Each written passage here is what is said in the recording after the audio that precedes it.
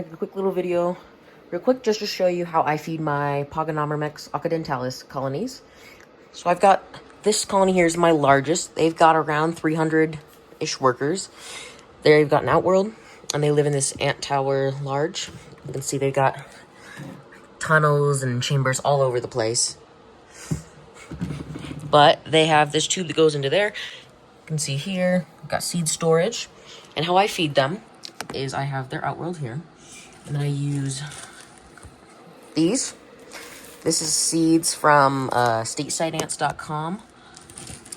He runs a really good store. I do recommend checking that out. And I also use these iceberg lettuce seeds. All of my Pogos love them a lot. I have one colony that's all they'll accept. They don't like anything else. And what I'll do, you can see there's a few seeds in there right now. I put a bunch of seeds in there. I give them a lot of seeds just because I like to overfeed. Helps them grow bigger.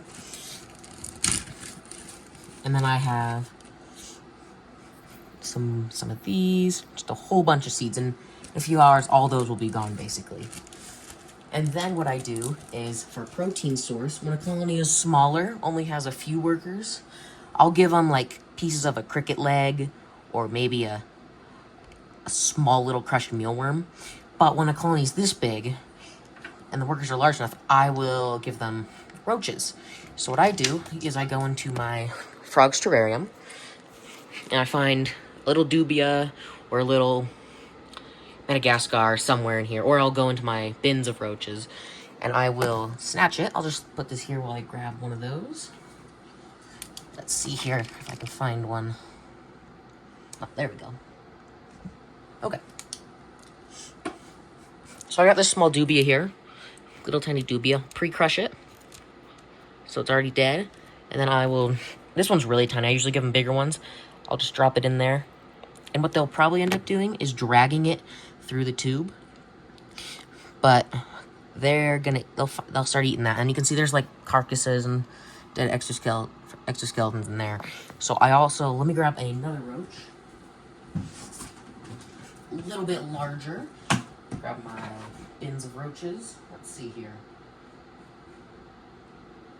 This one will work, I think. Oh, look that way. There we go. So I got this roach here.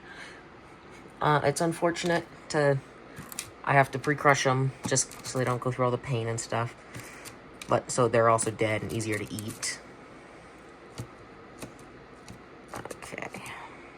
Come on. There we go.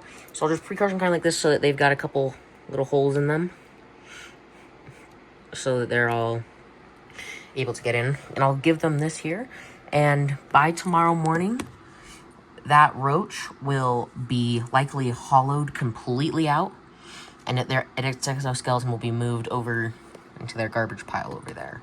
So you can see they've already started finding that. They enjoy it. I don't like to give my Pogos, once they're larger like this, mealworms and superworms, just because mine don't seem to like them as much. And they, whatchamacallit,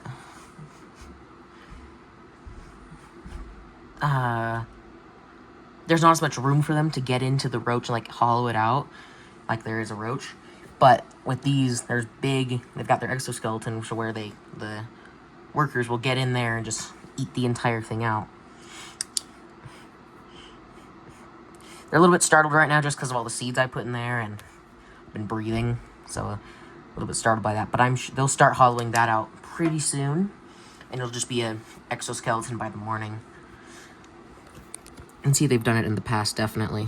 And I'll have a video soon, hopefully, on this colony of rugosus, Pogonomyrmex rugosus. And I'll also hopefully have a video soon on one of my Campos. And then I've got some formicas over here. This queen here, she has worker cocoons. So she'll have workers soon. And hopefully I can get a video put out on them soon as well. But that's a quick thing about how I feed mine. Obviously, I could go way more into depth, but it's just a quick little thing I made. So, y'all have a great day, and I'll see you in another video.